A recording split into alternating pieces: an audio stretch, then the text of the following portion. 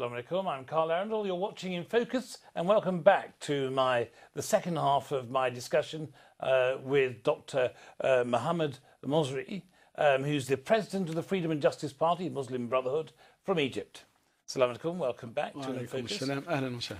Now we were, I think, just discussing the significance of the establishment of genuine, viable, independent Palestinian sovereign state. Yeah. And I think you were trying to explain that it was totally wrong to, in name, declare an independent state if you were intending to impose restrictions and limitations. And on which basis, I think you were saying that you should be, as a country, as a neighbouring country, free to allow the transition of food, aid, weapons, or whatever.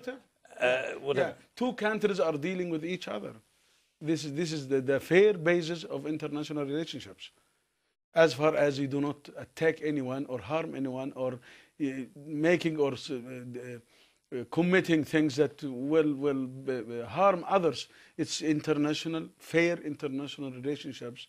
If this is the way, if this is the way people are accepting it all over around the world, what's special about Gaza and Egypt, or Palestinian state and Egypt? But life isn't that simple, is it? Yeah, that's right. It goes without saying that a major factor in the future of Egypt will be the continuation of the sizable financial support you get from the United States. Yeah. It's fair to say that it's likely responses from the States in respect of any action you take vis-à-vis your relationship with Israel and Palestine may have a large bearing on what you now do. Well, the aid of the United States to the Egyptians shouldn't be conditioned in a way that it prevents Egypt from becoming an active member in the international society and practicing its right and making its own policy outside or diplomatic movements. You know, it's these $2 billion, which is not really $2 billion, has been somehow attacked by the old regime, and the real amount of money that reaches to the Egyptians is very minimal, all the way down. Now, if this is conditioned by affecting our well, then the people of Egypt do not need it. You can see now what's going on when you hear about billions and billions that has been taken from the Egyptians by those authorities and has been somehow transferred outside to the United States also to be invested in the United States. Now, let me say something to the American people.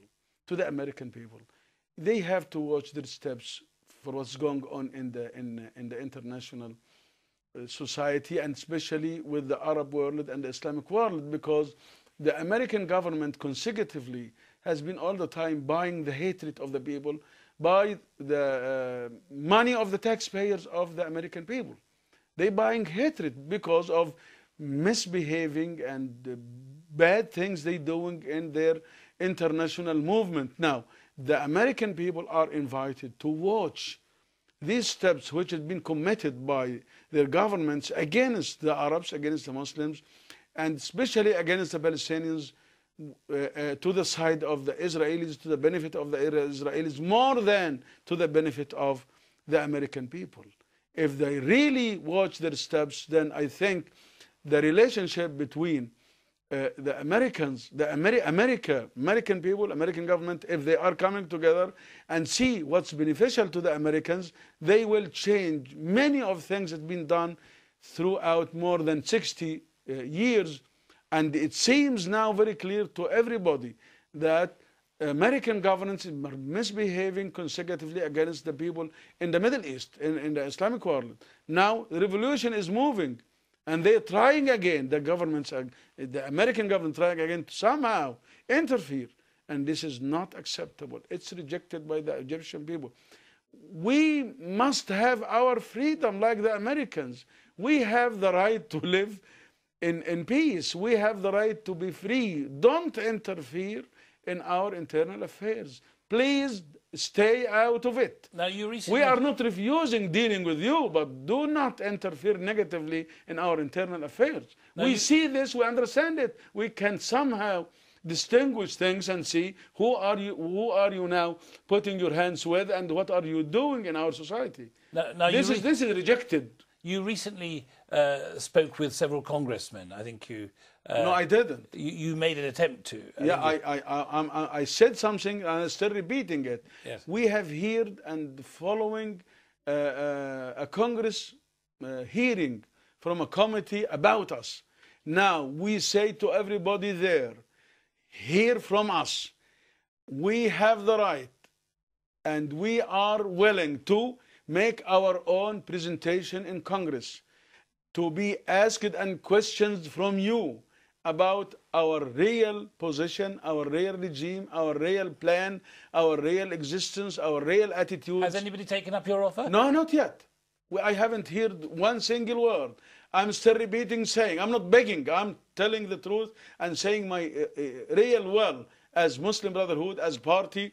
Now it's better, it's time now to hear from us directly, not to hear about us. You've been hearing from Mr. Mubarak and his regime, and you see what happened at the end. Now, why don't you start a real contact, direct one, with Congress? I'm not talking about the government now. I'm talking the people who are representing the American people in the parliament. Hear from us, held. We call you to hold such a hearing committee in Congress and hear from us. We are ready to talk to you and to convey a real message and be questioned by you about what we are doing, what we intend to do in our country, in the world, for our neighbors, for everything. Now, it was, ironically, in Cairo that President Obama made his famous Cairo speech, seeking to build bridges between the West and the Muslim world. It's fair to say that Mubarak could not have maintained his authoritarian regime for the last 30 years without American assistance and support. Isn't there a bit of a contradiction? Yeah, that's what the people understand clearly in Egypt. People knows that Mubarak and even whoever was before Mubarak was supported by the American governments for their own calculations, which is wrong. Now, you want to make relations with the people, not with the tyrants. It's very clear. Now, when Obama came to Cairo, we did not refuse his coming. We said, if Obama is serious in what he said, this will be very good in the future. He didn't continue to do things according to what he said. We've been saying same support to the regime, same interference in our internal affairs, same support, maybe even more, maybe worse than before. This double standard policy will not and have not been and will not be accepted by the Egyptian people. Now the people now are moving. They are moving against their own tyrants and regime who've been torturing them all the time.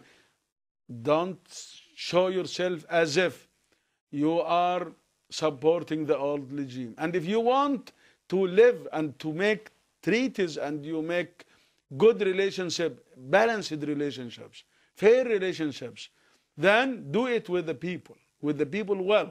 Of course, you cannot do it with 85 million people, but you can show how you can somehow deal with the Egyptian government, the Egyptian parliament, the Egyptian president in the future, who represents the people. But up till now, they declare we supporting democracy in Egypt by 160 millions. Where is that money gone? To who has been this money delivered? Now we can see the effect, how the secular people are running around and trying to make all kinds of troubles. Now the people can see and distinguish that this is some sort of the money effect that came from overseas somehow. We hearing also about what happened with a group that was invited by the French government, which is somehow collaborate with the American governments. These kind of things should vanish, should stop, because you cannot deceive people all the time. you will not be able to continue like this. We are in a new world. But here in Britain and most of the world, we've been watching with interest as the most positive sentiments have been expressed by President Obama since the revolution started and his senior staff. You must have noticed or considered that there may be a dramatic change in Egyptian-US relations as a consequence. I must say, when I was in Cairo last week, I was impressed by enormous advertising sightings at the airport, which showed a picture of President Obama on one side and an enormous quote from him, which was saying in broad terms that the youth of America should take their inspiration from the youth of Egypt. Do you think he was sincere? Well, when you go back in last January and then February, the American speech has been changing. And in the beginning, it was hesitating to support the revolution. After that, they changed it, and we appreciate their change. When they said, yeah, he have to leave now, and second day, Obama and his authorities declared that by now we mean yesterday, not today. That was good. Okay, we appreciate this. But now, the continuity of such a relationship with the new regime, with New Egypt, with the people of Egypt, they should show clearly, not by words only, but also by practicing, that they are really serious about dealing with the new authorities, and also they should show clearly that they are with the people well and with freedom for Egypt. I think they can do it. I think if they want to make themselves clear and obvious in this, they can. Now they are a big country, they are a well-settled state, they have a great constitution, they have great power, they are superpower. All of this we know, and we appreciate the rule in the history for freedom of the world. But now, the governments for the last 50 years are biased against the people well. Now, what I'm saying now, it's very good to this world that if we are all free and everyone has his own well in his country, and then we're dealing with each other, respecting each other, I think peaceful means can be more settled and be more balanced in this world. But to keep doing this, wherever you want to go, you go. You do whatever you want to whoever you don't like him or you think that he's against you. This is too bad. I hope well, it's not just hope, but I do things and try to establish things in our way that makes these relationships in much better situation than before. Now, and it will never ever be like this unless it's with the people well. The people of Egypt now are grown up. They are mature enough. They can distinguish, they can see, they can decide. They are free in their countries. They can live. They have economic resources. They have the potential to have a good country, a good state. Now, don't stand against them. Don't put obstacles in front of them. Don't be roaming around like that. We want clear, short way cut to deal with each other on a justified basis. We are the party of freedom and justice. Freedom for everybody, not only the Egyptians but the others, and justice for everybody. Now, your party has called for greater collaboration between the Arab states. You've made a very big noise about that. Is that in some way a compensation for what you see as a diminishing support from the United States and perhaps a frosting of relations there? No. We are not going to freeze or frost or doing things which are not good in this world now. If we are condemning others for doing these such small acts which disturb the relationships with the people, we shouldn't do this. We are with our Arab neighbors, the Arab countries. We are part of this world, the Arab world. We are part of it, and we are part of the Muslim world also. We are part of the international society and the whole world. We are a member. Egypt is a member in the United Nations and other organizations. So we want to have good relationships with everyone in the world. We are keen to establish our good civic, well-settled state in Egypt, justified one, and we are not against anyone to start with. Talking about relationships, there have been continued clashes between the Coptic Christians and the Muslims in Egypt, with notable events being the bombing attack outside a Coptic church in Alexandria at the beginning of the year, and more recently the conflicts in Imbaba. We saw the killing of 6 Muslims and 6 Coptic Christians, and the subsequent arrest and indictment of over 200 people. Many are worried that sectarian divisions may wreck the hopes of building a better future for Egypt. Now, you've said that it's essential to work towards national unity and internal collaboration, and you have condemned what you see as an attempt to undermine those ambitions. Yes. Is this violence that we've watched on the news a manifestation of deep-rooted divisions in Egyptian society? Oh, no. Or some have suggested, are they manufactured attempts by the old regime to undermine the revolution? Yeah, probably it's like this. You know, most of these things have been all the time just fictitious. It's not realistic.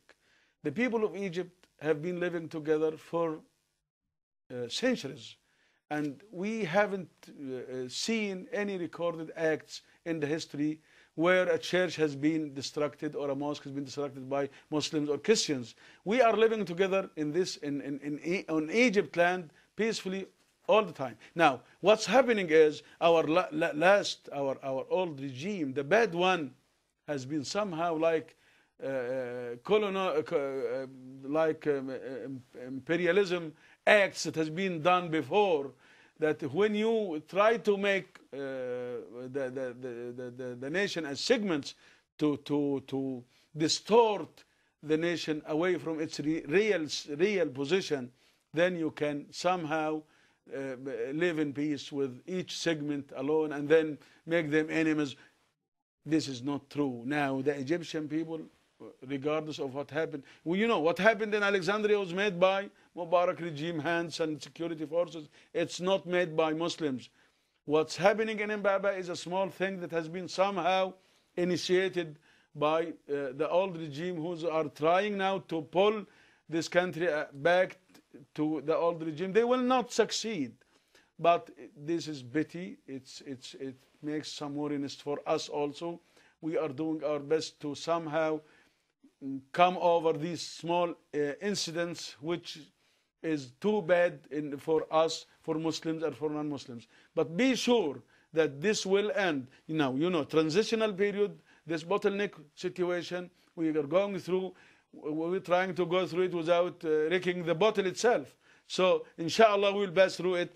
Small incidents will vanish and will not be there. And those people who are trying to somehow stand against the revolution will not be able to continue like this. Now, we helping by all means and kinds. Muslim Brotherhood, our party, will do our best. We are doing already our best to minimize such small incidents, and we are now searching for our brothers, Coptic brothers, to be with us in the parliament. We want to make some sort of collaboration with them in these coming elections, so we will have elected Christians in the parliament, not just appointed. We want elected Christians in the parliament to have such a good parliament from the Egyptians, regardless of their religion. We're living together in very good way. But those things are fictitious. They are not realistic. Now, since Mubarak was ousted from power, the government has been overseen by the Supreme Military Council. The close secrecy with which it operates continues to be a point of major consternation. Human Rights Watch, it's an established and respected international human rights organisation, have accused the council of intensifying the repression of that existed in the Mubarak era. Quoting examples of the trials of, they say, over 5,000 people in less than 3 months in front of military tribunals, often for merely staging protests. Now, in one particular case, and I want to mention this, a group of young women who returned from Tahrir Square to demonstrate against the slow pace of the reforms were arrested, subjected to electric shocks. They were accused of being prostitutes and then subsequently tested for their virginity to prove their innocence. I have to ask you whether or not the sentiments being felt that some have said are palpable in many quarters in Egypt, that we may be on the edge of a shift towards a more fundamentalist, intolerant regime with the introduction of closer sort of interpretation to Sharia. Is this fair in any way justified? Well, first of all, let me tell you something about the military council. You know, it's very difficult now in Egypt. The situation is quite difficult because those people, the military people, haven't got used to move in the civil society and control it. Their experience is mainly in the military side. They haven't been interfered. The old regime has been all the time keep them pushed and put away from the civic society and the control of the country. So they are in a real narrowscape. They are in a real difficult situation. Some of the things that's happening and incidents here and there, we do not agree upon this. We do not agree on this situation or these deeds or what happened to the group of women. But if you look at the picture as a whole, 5,000 people has been in front of. This is a quite exaggerated number. It's not like this. If you say 500, then it's okay. But 5,000 is too much because we don't see this. But you have remainders of the old regime who are very dangerous on the revolution, and they are quite many. They are like the virus in the society because it's not only Mubarak. Are you trying to purge these people from the regime? They're still there? Yeah, we are doing our best now to prevent them socially, by social movements, from being again in elections or becoming nominees, because you know the law now does not prevent them from again go to the elections and try, because we don't have a court statement that says those people who ever have been in the National Democratic Party do not have the right to run in the. No, we don't have this. So, but socially speaking, in the whole country, the people know them. The people can distinguish and they can somehow see them. So we are insisting now of preventing them from coming back. Now, talking about secular society or civic society, we're talking about civic society now. Now, you stressed need in a recent speech for the need to be vigilant in cleansing the country's institutions from the corrupted former regimes. That you said there must be accountability and the prosecution of those responsible. And of course, you also said that the former president Hosni Mubarak should be called to trial. He should have his money confiscated, and it should be returned to the Egyptians, and so on. How feasible is it to implement such? It's very difficult.